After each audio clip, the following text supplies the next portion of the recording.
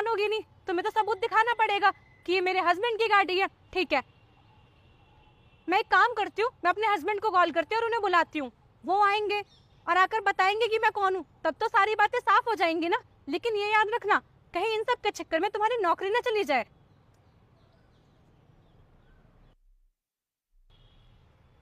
सचिन, कहाँ हो आप? एक बार ऑफिस के सामने आना। नहीं नहीं, कुछ नहीं, बस घर ही जा रही थी, छोटा सा काम है। ठीक है, ओके। 2 मिनट में आ रहे हैं तुम्हारे बॉस, आने दो।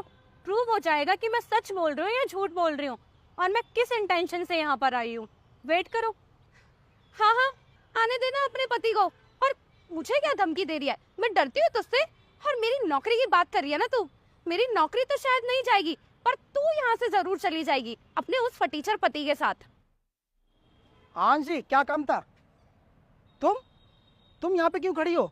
ऑफिस का काम खत्म हो गया है क्या, जो यहाँ खड़े होकर टाइम वेस्ट कर रही हो अपना? जाओ जाके अपना काम करो। वो सर। क्या सर? अंशी, क्या बात है, क्यों बुलाया तुमने मुझे, बताओ। कुछ नहीं, मैं बस ये जानना चाह रही थी कि ऐसे एम्प्लॉयज हमारे ऑफिस में काम करते हैं क्या? क्यों, क्या बात हो गई? कुछ कहा गया इसमें तुमसे?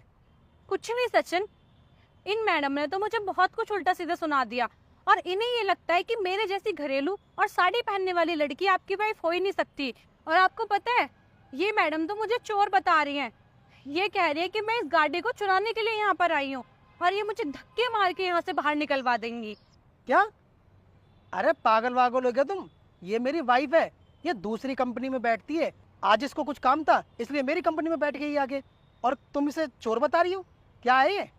क्या सर, सच में ये आपकी वाइफ है? मैंने तो इनको जाने अनजाने बहुत बुरा भला बोल दिया। Sir, I am really sorry, मुझे नहीं पता था कि ये आपकी वाइफ है, वरना मैं ऐसा कभी नहीं करती। आप प्लीज़ मुझे माफ़ कर दीजिए ma'am, I am so sorry. मैंने जाने अनजाने आपके साथ बहुत बदतमीजी कर दी, आप प्लीज़ मुझे माफ़ कर दीजिए। नेक्स्ट टाइम से कभी ऐसा नहीं होगा। क्यों, क्या हुआ? आप एकदम से कैसे बदल गई? आप क्यों माफ़ी मांग रही हो? मैं भी तो इतनी देर से तुम्हें यही समझाने की कोशिश कर रही थी कि सचिन मेरे हस्बैंड है और ये मेरी गाड़ी है। उल्टा तुमने मुझे ही इतना सुना दिया जैसे मुझसे कोई गलती हो गई हो और मैंने तुमसे कुछ गलत बोल दिया हो। अरे सचिन, आपको पता है ये मुझसे क्या बोल रही थी? ये मुझसे बोल रही थी कि मैंने 200 रुपए की साड़ी पहनी हुई है और मुझे कपड़े पहनने की तमीज नहीं है।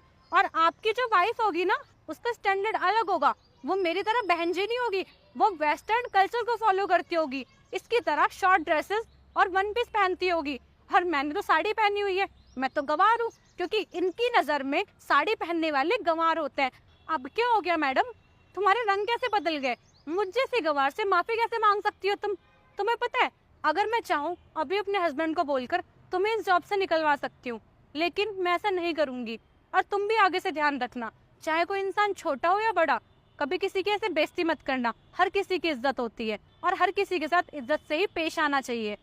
सॉरी मैडम, आगे से मैं सबकी इज्जत करूंगी।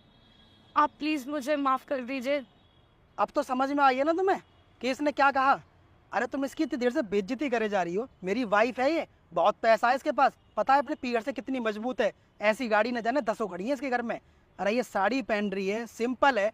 आज हमारा बिजनेस इतना अपर लेवल पर चला गया तो हम कोट पैंट पहनने लगे, वरना हम गांव के गवारी थे, ऐसे ही कपड़े पहनते थे सिंपल। इसलिए किसी के पहनावे को देखकर उसकी बेइज्जती मत करो। क्या सिखाता हूँ मैं तुम्हें कंपनी में काम करने के अलावा भी लोगों की रिस्पेक्ट करना भी सिखाता हूँ। कब समझ में आएगी तुम्हें? हद है, तुम्हें इंसान की कदर करनी नहीं आ रही। अब खड़ी खड़ी मेरा मुंह मत देखो, जाओ जाके काम करो अपना। Okay sir. जाओ अंशी, तुम घर जाओ आराम से, मैं शाम को आता हूँ।